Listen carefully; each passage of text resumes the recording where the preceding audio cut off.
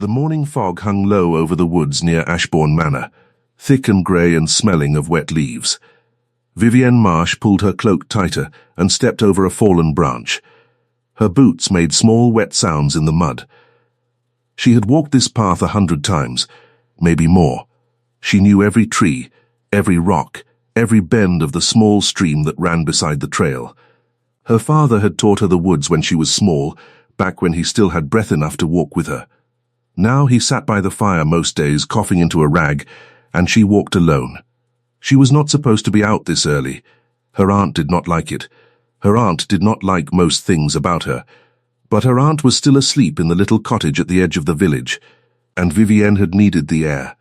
The cottage smelled of onions and old wool and her aunt's sharp perfume, and some mornings Vivienne felt she would choke if she did not get out into the trees. The birds were quiet today. That was the first thing she noticed. Usually there were sparrows in the hedges and a robin near the old oak.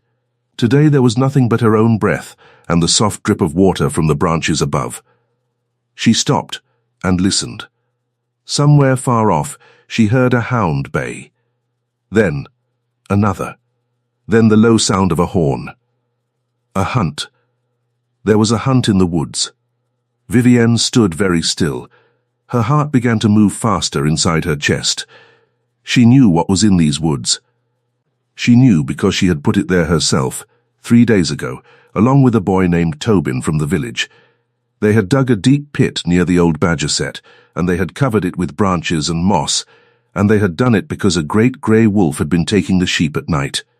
Old Mr. Penny had lost 4 in a week. The children were afraid to walk to the mill. Something had to be done, and no one else would do it, so Vivienne and Tobin had done it. The pit was deep, it was sharp at the bottom. They had put stakes there, pointed up, because a wolf that fell without stakes would only claw its way out again. It was a cruel thing to make, but a wolf that ate sheep was a cruel problem, and there had been no other way. But a hunt. A hunt meant horses. A hunt meant men riding fast through trees they did not know. A hunt meant a horse might come down that path, right where the pit was, and a horse would break its legs, and a rider would break his neck, and it would be her fault. It would be her fault because she had made the pit, and she had not told anyone in the great house. Because no one in the great house ever spoke to people from the village unless they wanted something. The horn sounded again, closer this time. Vivienne began to run. Her cloak caught on a bramble and tore. She did not stop. Her hair fell out of its pin and slapped wet against her cheek. She did not stop. Her boots slipped in the mud and she went down on one knee, and she felt the cold soak through her skirt, and she got up and kept running. The trees blurred past her. Her breath burned in her throat. She could taste something like iron at the back of her tongue, and her lungs felt too small for the air she needed. She could hear the hounds now, a wave of sound rolling through the trees. She could hear the horses, the drum of hooves on soft ground. She could hear men shouting to one another, calling out where the fox had gone, calling out to turn left, to hold the line. They were coming from the east, moving west. The pit was west. The pit was straight in front of them. She burst through a thicket and into a small clearing, and there they were. 6 riders. Perhaps 7. Big horses, dark coats, their sides steaming in the cold air. The hounds streamed past her legs like water, brown and white and calling. She did not have time to be afraid of the horses. She stepped straight into the middle of the path, and she put up both her hands. "Stop," she said. Her voice came out too thin. She tried again, louder. "Stop. Stop, all of you. Stop." The lead rider pulled hard on his reins. His horse reared, hooves cutting the air. Vivienne stumbled back but did not turn. Behind him the other riders drew up, their horses snorting and stamping, and there was a great deal of shouting, and a hound got tangled around a horse's leg and yelped, and everything was noise and mud and moving bodies. "What in God's name?" the lead rider began. "There is a pit," Vivienne said. She was breathing so hard she could barely get the words out. "Just ahead, not 50 paces. A trap, for a wolf, with stakes. Please, please, you must go around. You must not ride on." The lead rider stared down at her. He was a big man on a bigger horse, and she could not see his face clearly for the fog, and the shadow of his hat, but she felt the weight of his eyes. He said nothing for a long moment. Then a second rider pushed forward. This one she could see. He was younger, thin-faced, and his mouth was already curling into something ugly. "A pit," he said. "A pit dug by whom, girl? On whose land?" Vivienne's chin came up. "On land where a wolf has been eating sheep." "Sir, I do not know whose land it is. I know that the sheep belong to the village and the wolf belongs to the woods, and if you ride another 50 paces, you or your horse will die." "She's mad," said someone else, from the back. "She's a peasant with mud on her face," said the thin one. "Move aside, girl. We have a fox to catch." He raised his crop. He did not strike her, but he raised it, and Vivienne felt her whole body go cold and still. "You will not go past me," she said quietly. The lead rider had not spoken since his first words. Now he lifted one gloved hand, and every man behind him fell silent. Vivienne had never seen anything like it. He had not shouted. He had not even looked at them. He had only lifted his hand, and the whole clearing had gone still except for the breathing of horses. He swung down from the saddle. His boots hit the earth with a soft, heavy sound. He was tall. She had known he would be tall, but not this tall. He walked toward her, and now, closer, she could see his face. He was not handsome the way the young men in the village were handsome. He was something else. His face was carved and quiet, and his eyes were the color of a winter sky just before it snowed. He looked at her the way she imagined a hawk looked at a field, seeing everything without moving. "Where?" he said. His voice was low. 50 paces, Vivienne said. "Down the path, past the crooked oak. There is a cover of branches and moss. I made it. I know exactly where." "You made it?" "With a boy from the village. Yes, for a wolf. Yes." He watched her for a long moment. She felt the mud on her cheek. She felt her hair sticking to her neck. She felt the tear in her cloak. She did not lower her eyes. "Show me," he said. The thin-faced rider made a sound. "Your Grace. Surely you do not mean, Your Grace." The words hit Vivienne like a stone in the chest. Your Grace. A duke. The man in front of her was a duke. She had run into the middle of a hunt and put up her hands and stopped a duke, and told a duke he would not pass.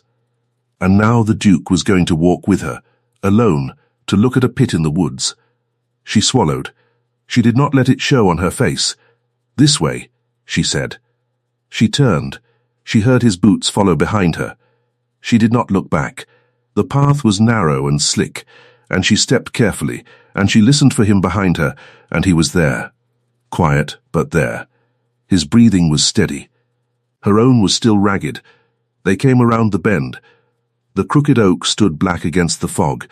Beyond it the path dipped, and just there, just where the ground looked most solid, was the pit. She stopped and pointed. "There," she said. "You can see, if you look, where the moss has been laid. It does not grow that way."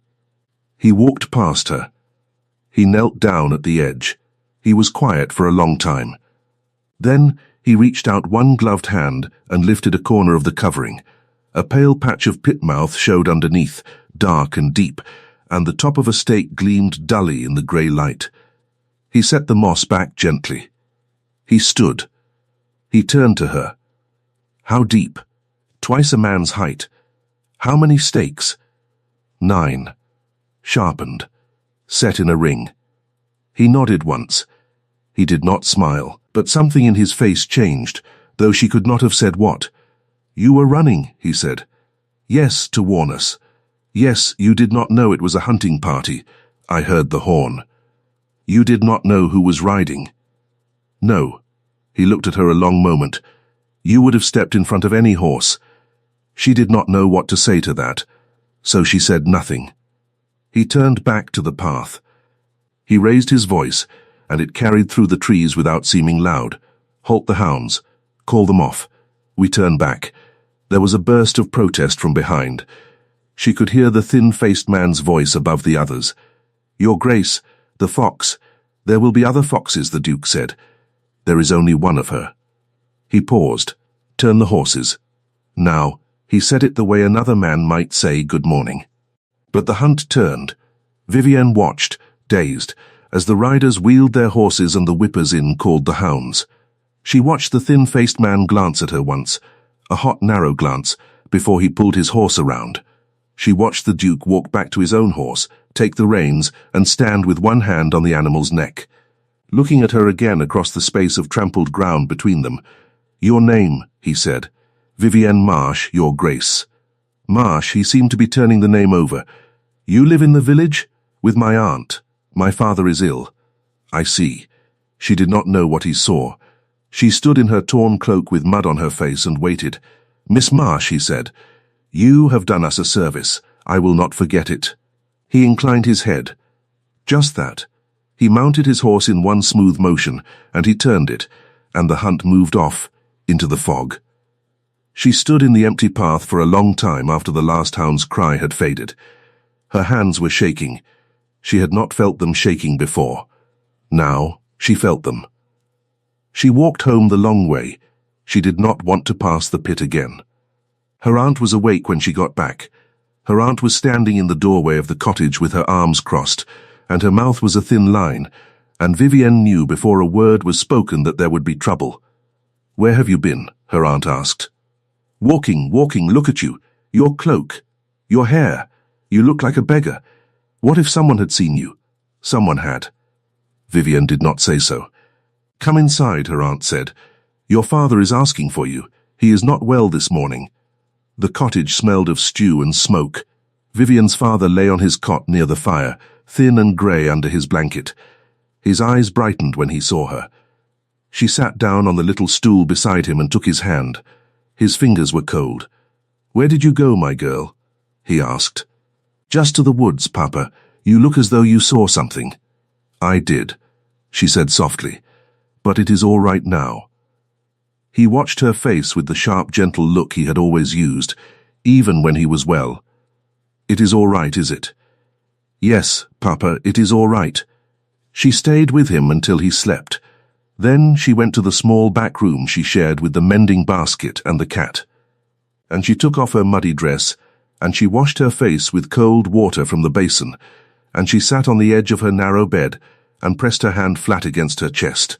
Her heart was still not quite right. She thought of the Duke's winter sky eyes and the way he had said, "There is only one of her."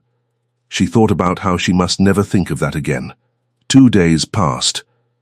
On the 3rd day, a boy came to the cottage door. He was a boy from the manor, in the plain dark coat of a servant, and he stood very straight and held out a letter. Her aunt took it before Vivienne could. Her aunt turned it over and read the seal, and her aunt's face went pale. "It is for you," her aunt said, and her voice was strange. Vivienne took the letter. She broke the seal. The paper inside was heavy and cream-coloured, and the writing was black and firm. "Miss Marsh, His Grace the Duke of Ravenshallow requests the honour of your company at Ashbourne Manor tomorrow afternoon at 3 o'clock, on a matter that concerns him. A carriage will be sent." There was no signature. There did not need to be one. Her aunt read it over her shoulder without asking. Her aunt sat down heavily on the wooden chair. "The Duke of Ravenshallow," her aunt said. "The Duke of Ravenshallow is sending a carriage. For you. Vivienne, what have you done?" "I have not done anything. You have done something. One does not receive a letter from a duke because one has done nothing. I helped him in the woods. Helped him." Her aunt looked at her closely. "Helped him how?" "There was a pit. A wolf pit. He was going to ride into it. I stopped him." Her aunt's face did something Vivienne had rarely seen on it. It softened, briefly, into something like wonder. Then it hardened again. "You will wear your good dress," her aunt said. "The green one. And you will not speak unless he speaks to you. And you will not disgrace this house." "No, aunt. And when he offers you money for what you did, you will take it.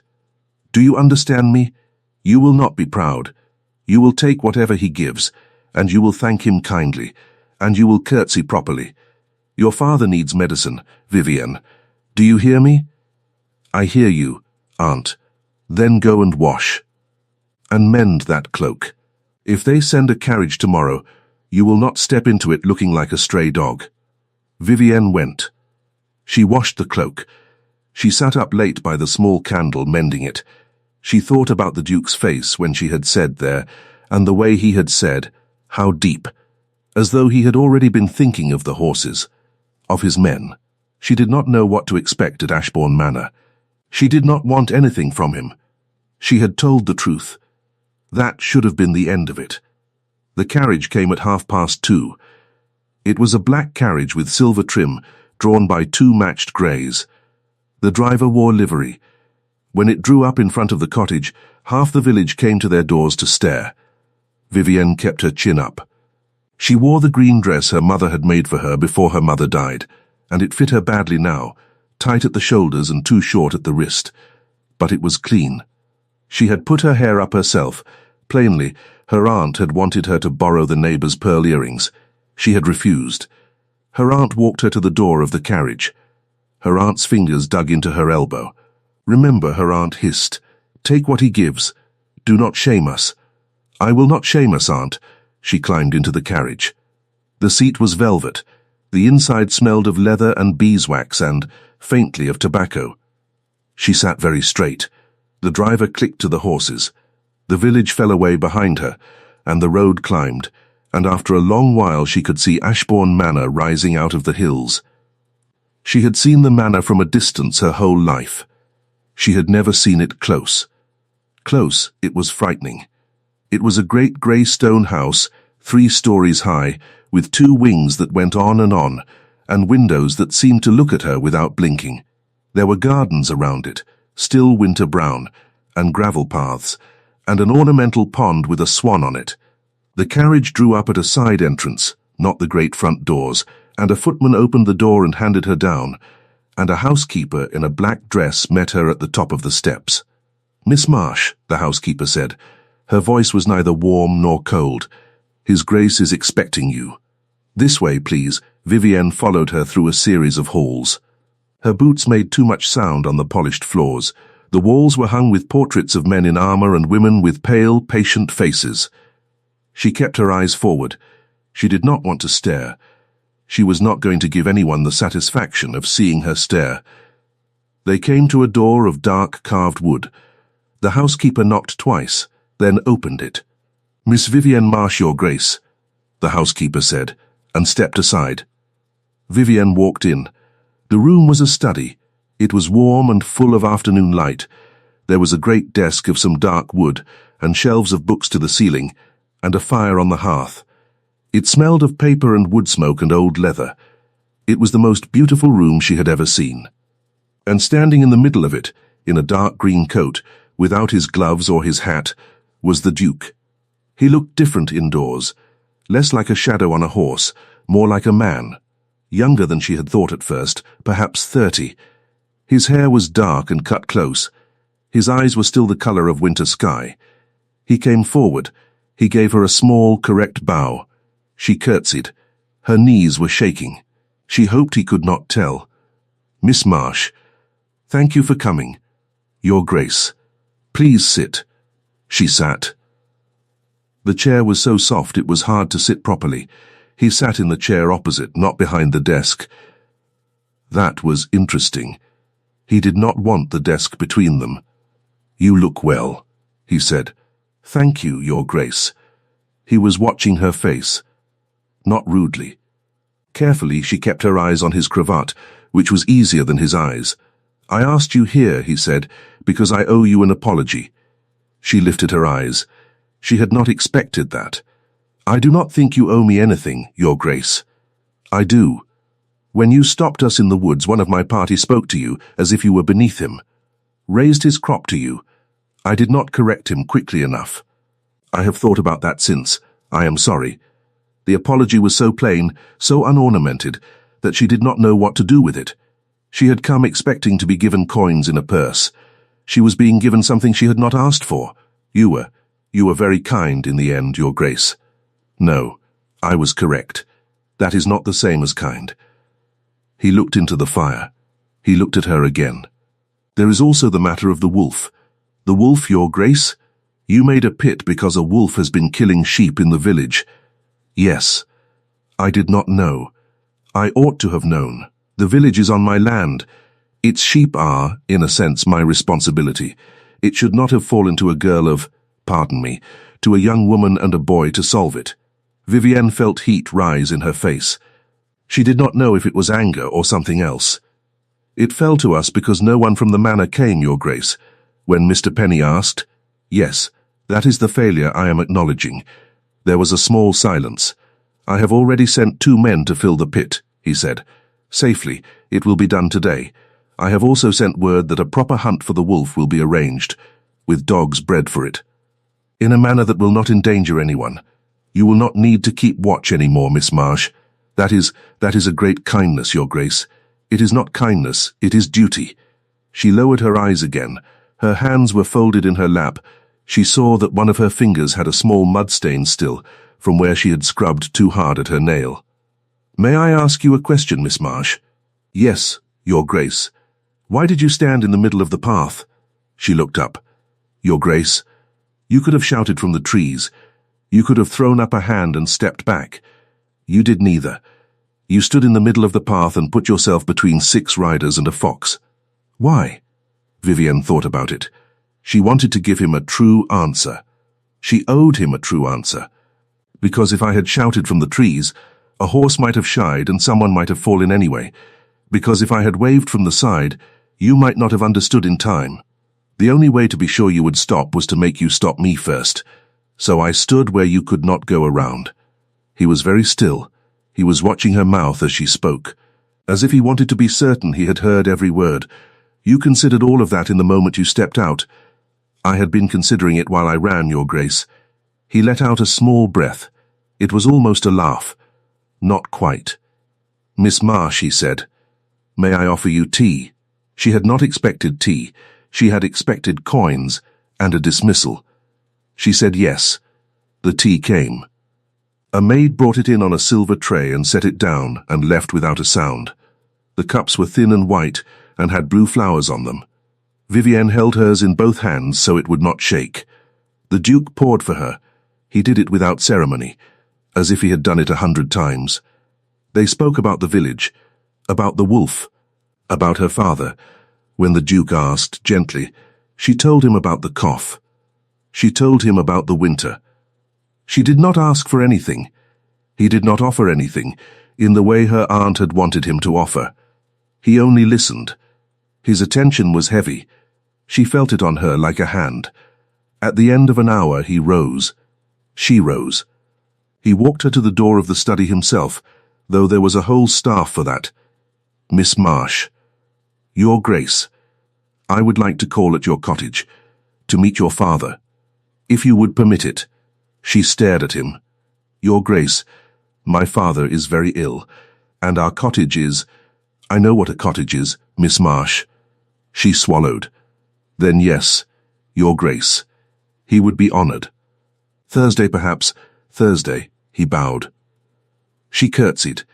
She walked out into the hall in a kind of fog of her own, and the housekeeper appeared, and the carriage was still waiting, and she rode home not remembering a single tree along the road. Her aunt met her at the door. Her aunt looked at her hands. Well? Her aunt said. He gave me nothing, Vivienne said. Her aunt's face went white. Nothing? You spent an hour in that house and he gave you nothing? What did you do? What did you say to him? Did you shame us? He is coming here on Thursday, Vivienne said quietly, to meet Papa. Her aunt's mouth opened. It stayed open for a long moment. Then it closed. Her aunt sat down on the wooden chair. Her aunt did not speak for a long time. Thursday came slowly. Her aunt scrubbed the cottage until the floors were nearly white. Her aunt bought a small ham with money they did not have. Her aunt aired the blankets and washed the curtains and hissed at Vivienne every time she did not move fast enough. Vivienne carried water and swept and did not argue. She had learned long ago that arguing with her aunt made things worse. At 2 o'clock on Thursday, the black carriage rolled up outside the cottage. The whole village saw it. This time the Duke stepped out himself. He was dressed plainly, in dark blue. Without a hat this time, he had removed it in the carriage. He carried a small parcel under one arm. Vivienne opened the door before he could knock. "Your Grace." "Miss Marsh." He stooped slightly to come through the low door, and inside their small cottage he seemed impossibly large, as if the ceilings had been built for smaller lives. But he did not act as if the cottage were small. He acted as if it were exactly the right size. He greeted her aunt with the same bow he had given her at the manor. Her aunt was so flustered, she almost forgot to curtsy back. He was led to her father's bedside. Her father tried to sit up. The Duke gently pressed him down again with one hand. He pulled a chair beside the cot. He set the parcel on the little table. "Missa Marsh, Your Grace." Her father's voice was so thin. "Your daughter did me and my party a great service last week. I have come to thank you for raising a young woman with courage and clear thought." Her father's eyes filled. He nodded, unable to speak. The Duke did not stay long. He spoke with her father about the woods, about hunting he had done as a boy, about the year the frost had come early. Her father, who had barely had breath for a sentence in weeks, spoke back. The colour came back into his cheeks a little. Vivienne stood by the fire and watched, and something in her chest hurt so badly she thought it might break. When the Duke rose to leave, he set the parcel on the cot beside her father. "A small thing," he said, "for the pain." He did not say what it was. Later, when Vivienne opened it, she found a bottle of good brandy, and a jar of thick dark honey, and a paper folded around a small vial of a tincture from a physician in London, whose name she had heard whispered as though he were a magician. She did not know how much any of it was worth. She did not want to know. At the door, the Duke turned. "Miss Marsh, may I return next week?" "Yes, Your Grace." He came the next week, and the week after. Sometimes he sat with her father. Sometimes he walked with her along the edge of the woods while her aunt watched from the window with her face pinched. He did not press her. He did not touch her hand. He asked her about the wolf. He asked her about her mother, once, and she told him. He listened. She began to look forward to Thursdays. She did not tell herself that. She did not let herself put it into words. But she began to wake on Thursday mornings feeling something she had not felt in a long time, and she began to arrange the little jug on the windowsill with fresh sprigs of rosemary, because she liked the smell of it in the room, and if her aunt asked her why she was smiling, she said she was not smiling. And her aunt would look at her strangely, and say nothing. On the fourth Thursday, she was in the garden pinning up laundry, when a voice she did not know spoke behind her. "Miss Marsh." "Vivienne Marsh, is it not?" She turned. A woman stood at the garden gate.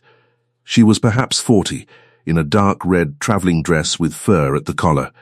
Her hair was very black and very shining. Her mouth was a thin painted line. She wore 3 rings on her right hand. "Yes," Vivienne said. "I am Vivienne Marsh. I am Lady Portia Vane, His Grace of Ravenshallow's cousin, my lady." Vivienne curtsied. Her heart had begun to move faster again, the way it had in the woods. Lady Portia let herself into the garden without being invited. She looked around at the little cottage, at the drying sheets, at the pot of onions by the door, with an expression that did not quite settle into any single feeling. Amusement, perhaps, pity, something else. Underneath, "You are prettier than I was told," Lady Portia said. Which is not, unfortunately, quite the same as being pretty enough. Vivienne said nothing. "Do you know why I am here, Miss Marsh?" "No, my lady. I am here because my cousin, who has never in his life shown interest in a woman below his station, is currently making a fool of himself calling weekly on a laundress in a cottage with a bad roof. I have come to remind him, through you, since he will not listen to me, that he has responsibilities. He has an estate. He has tenants. He has a title that goes back 300 years, and a name that is not his own alone to spend. And you," she smiled, and her smile was a cold and careful thing, "you are a very lucky girl who was in the right place at the right time and put on a very good performance with a wolf pit, and now believes she has caught a duke." Vivienne felt the words like cold water down her back, but she stood very still. "I did not perform, my lady." "Oh, my dear, everyone performs. Some of us are only more honest about it. I am not trying to catch anyone. That is the best kind of performance." Lady Portia stepped closer.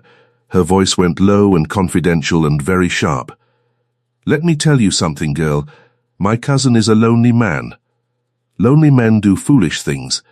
In 3 months he will be sitting at a dinner table across from someone who wears silk properly and knows which fork to use and shares his history, and he will look up and remember what he is, and he will look at his memory of you the way a man looks at a dream he had once, and he will be quietly ashamed. I am giving you the mercy of learning that now, from me, instead of learning it later. From him." Vivienne could not speak. Lady Portia adjusted one of her rings. "There is a farm outside York," she said. "I have a friend there. She needs a companion. It is quiet work.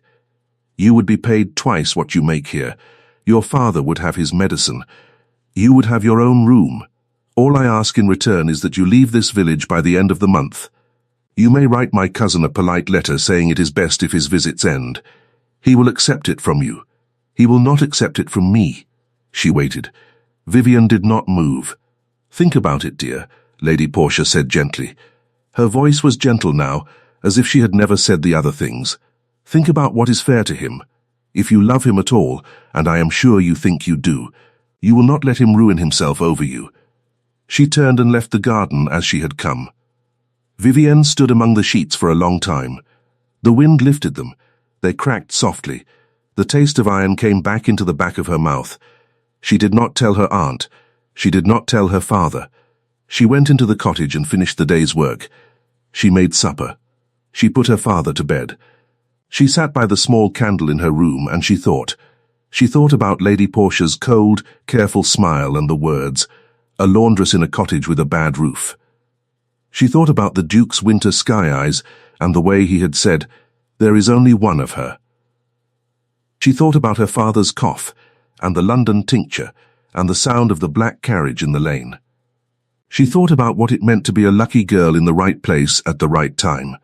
She thought about her mother, dead these 6 years, who had made her the green dress and had told her once when she was small that pride was cheap and dignity was not.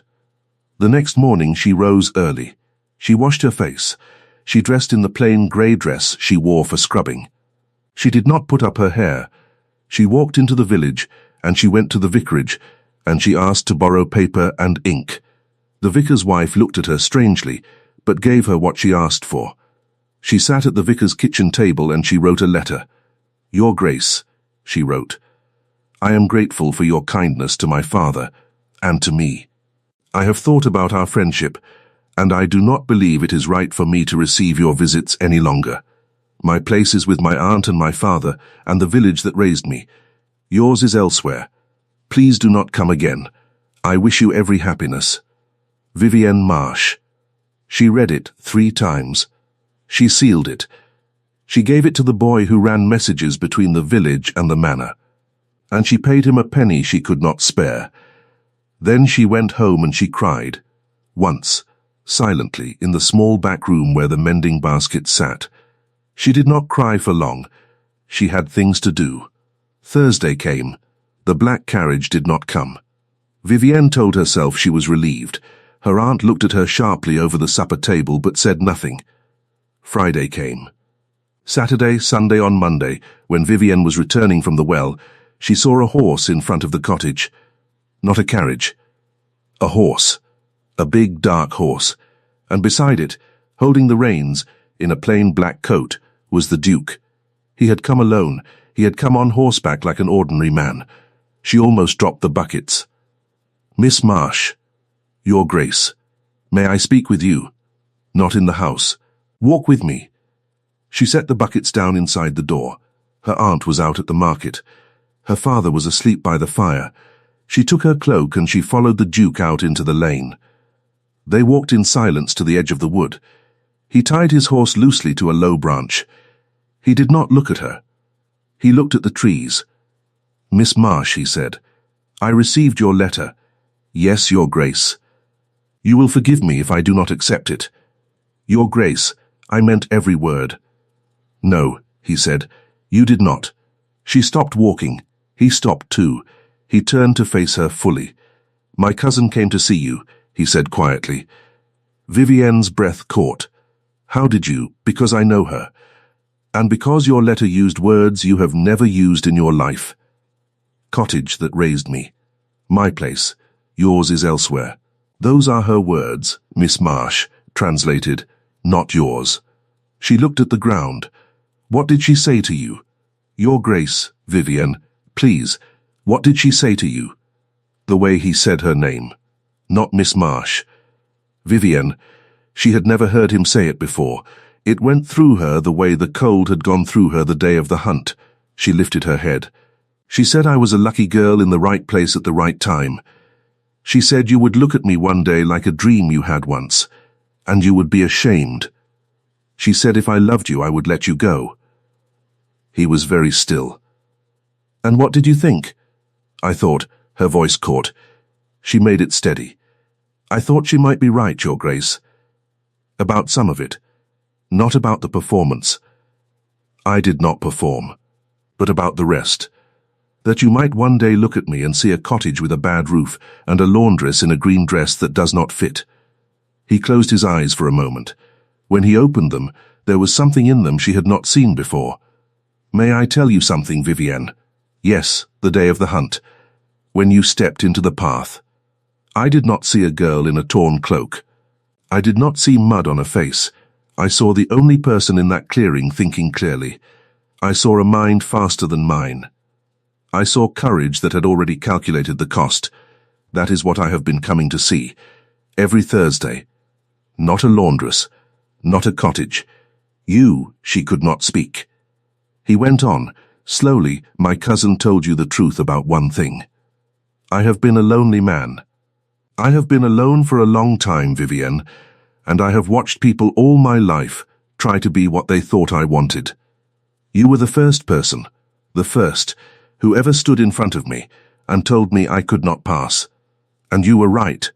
If I had ridden on, I would have died. Someone would have died. My whole life I have wanted someone who would tell me to stop when I ought to stop. The wind moved in the trees. A drop of water fell from a branch and struck her cheek. I know what your aunt hoped for, he said. I know what my cousin fears. I know what the world will say. I have thought about all of it. It does not matter to me. What matters to me is whether you told the truth in that letter, or she did. The words caught in her throat. She did not. Not one line of it. I do not want you to stop coming, then I will not stop. But Your Grace Rowan, he said. My name is Rowan. She stared at him. You would not use it in company, he said. I know, but we are not in company now. Rowan, she said. The word was strange on her tongue. It fit better than she had expected. He looked at her the way he had looked at her in the woods. Heavy. Careful. She felt every drop of water in the branches above. She felt the smell of wet moss and horse, and something warm and clean off his coat. She felt the exact place her heart was, inside her ribs, as though someone had drawn a small, careful line around it. I would like, he said slowly, for you to come to the manor next Sunday. There is to be a dinner. 12 people. My cousin will be there. Several others. I would like you to sit at my table. The world tilted. Your Grace, Rowan, I cannot. I do not know, I do not have. I would not know how. You know how to stand in the middle of a path and be right, he said. That is more than most of them can do. They will laugh at me. They will not. His mouth moved into something almost like a smile. If they do, I will laugh too, and mine is louder. She almost laughed then herself. She caught it. She looked at him. Why do this? She asked, quietly, truly. If we are only to walk in the lane, no one need know. If you show me at your table, everyone will know. Everyone will speak of it. Why do that to me? Because I will not have you spoken of in whispers behind hedges, he said. You are not a shame to me. You will not be treated like one. If you sit at my table, the whispers stop. I will not build a life with you in the shadows. A life, she repeated. It was too big a word. She could not hold it. A life, he said, if you would have one with me. That is what I am asking. Not tonight. Not next week. But eventually, "Yes, that is what I am asking." She did not answer. She could not yet. He seemed to understand. He did not press. "Sunday," he said. "Say yes to Sunday." "That is all for now." She looked up at the winter sky between the trees. "Yes to Sunday," she said. He nodded once. He walked her back to the cottage. He did not touch her. He mounted his horse. He rode away down the lane. Her aunt came home 20 minutes later and asked why Vivienne was standing in the middle of the road with her cloak half off her shoulder, and Vivienne said, "I am thinking, Aunt. Only thinking." She thought all week. On Saturday afternoon, a package arrived at the cottage. Inside was a dress, not fancy, not covered in lace or jewels. A dress of soft dark blue wool, cut plainly, well made, exactly her size, with cream lining at the sleeves. There was a note. "You will not wear this if you do not wish to." Ah. She wore it. She wore it because it was warm and beautiful, and she had never owned anything so fine, and because she had decided that Sunday she would go to Ashbourne Manor and sit at the Duke's table with her back straight. And she would not perform, and she would not shrink, and if Lady Portia Vane wished to make her small, she could try. The carriage came at 6. Her father, who was better this week than he had been in months, kissed her on the forehead. Her aunt straightened her collar 3 times. Vivienne climbed into the carriage. The road climbed. The manor rose again out of the hills, and this time it did not look frightening. It only looked like a house. She was led not to the study but to a great drawing room, and there were 11 people already there, standing in small groups with glasses in their hands, and every one of them turned when she came in. She heard the small silence. She heard Lady Portia's small, sharp laugh, quickly hidden. Then she saw the Duke. He crossed the room to her directly. He passed 2 women in silk who had turned toward him as if expecting him to greet them first. He passed a general in a red coat. He came to her, and he took her hand, and he tucked it into the crook of his arm, and he turned back to the room with her at his side. "May I present," he said, his voice as calm and as clear as it had been in the woods, "Miss Vivienne Marsh. My guest of honor this evening. Miss Marsh recently saved my life, and the lives of several of you here, from an accident of my own making. I ask you to give her the welcome she deserves." The silence broke. People bowed. People inclined their heads. Lady Portia's smile did not quite reach her eyes, but she came forward and murmured, "Miss Marsh. How delightful." "Lady Portia," Vivienne said evenly, "how kind of you to remember me." Dinner was long. There were more forks than she had ever seen, and she watched the Duke and copied what he did, and no one seemed to notice, and once when she reached for the wrong glass, he shifted his own hand slightly and moved the right one an inch closer to her fingers, and she caught the correction in time. He did this without ever looking away from the man across from him, who was speaking about horses. She realized then that he had been doing small kindnesses like this her whole life, probably for strangers, for servants, quietly, when no one was watching. She learned something else that evening, later, by accident. The general's wife, who was seated beside her, leaned over between courses. She was an older woman with kind eyes. She spoke softly. "You do not know, my dear, do you?" "Know what, madam?" "About the boy. Tobin." Vivienne's heart tightened. "What about Tobin?" "His Grace paid for his apprenticeship. Last month. Sent him to Bristol to be trained as a wheelwright. Tobin's mother told my housekeeper. His Grace made her swear not to tell anyone. He said the boy had helped protect the village. He said he owed him." Vivienne looked down the length of the table. The Duke was listening to a story from the man on his left. He did not know she was looking at him. She watched him, and she felt something in her chest that was not a small thing, and not a quiet thing, and not a thing she could easily push down again. He had never told her. He had helped Tobin, and he had never told her. He would never have told her. After dinner, in the drawing room, Lady Portia came at last to Vivienne while the Duke was speaking with the general. "You wore a fine dress tonight, Miss Marsh," Lady Portia said pleasantly, "almost as if it were made for you." "It was, my lady." "Ah, you had a letter from me, some weeks past. That I did not write. The color rose in Lady Portia's throat. I do not know what you mean, girl. I think you do. Lady Portia's eyes narrowed. You are a bold thing when you have a duke's arm to hide behind. I am not hiding, my lady. I am standing. There is a difference. She said it without heat. She said it the way she had said, "You will not go past me," in the woods. Lady Portia opened her mouth, closed it, and for the first time looked away. The Duke came back to Vivienne's side. He looked between them once.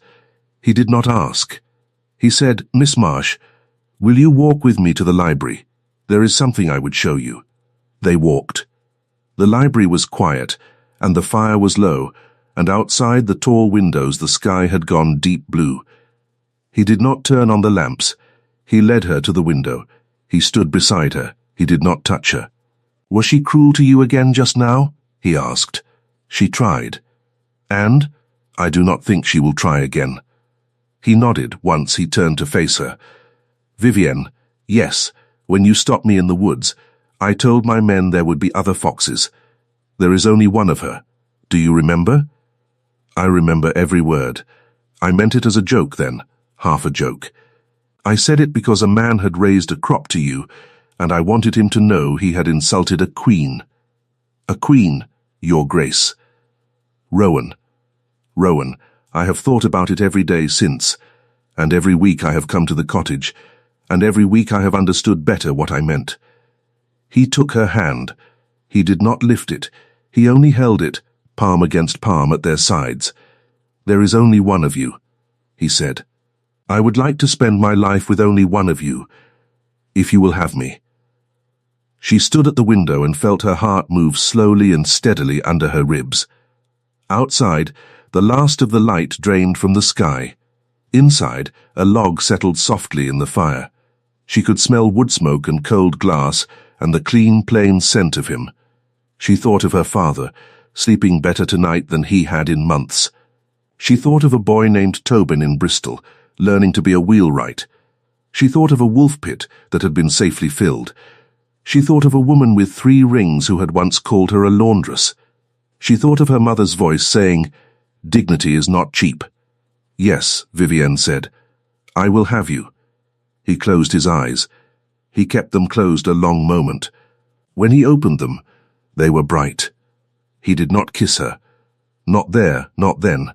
He lifted her hand to his mouth and pressed his lips to her knuckles, and it was the most he had ever touched her, and it felt like more than a kiss. "Come," he said quietly. "The dinner is not yet over. Let us go back." They walked back into the drawing room together. Their hands did not touch. They did not need to. Every person in the room understood what had been decided in the library, though not one word had yet been spoken aloud in company. Lady Portia looked at her wine-glass and did not look up again for a long time. They were married in the spring. It was a small ceremony.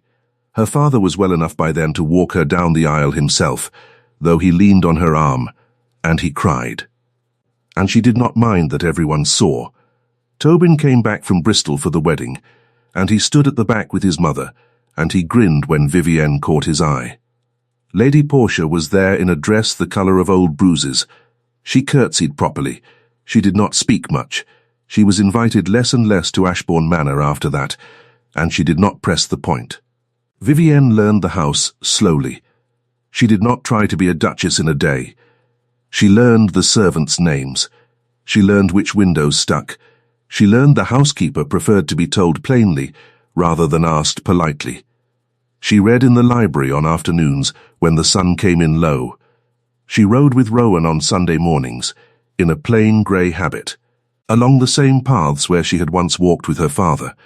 One winter morning, a year after the day she had stopped a hunt in the fog, she stood at the window of the small sitting room and watched the woods below turn white with the first snow.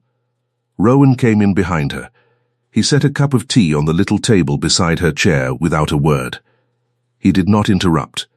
He stood for a moment and watched the snow with her. Then he touched the back of her hand, once, briefly, and went out again. The tea steamed. The snow fell. The old fear that had come with the sound of a horn in the fog was gone from her chest, and in its place was a warmth she had not known could be lived in. She had rushed to warn the hunters of the hidden trap that day, and she had never guessed the Duke would be among them, but he had been, and he had seen her, and he had turned back, and everything else had followed. "There is only one of her," he had said in the clearing, and he had spent every day of his life since making sure she believed him,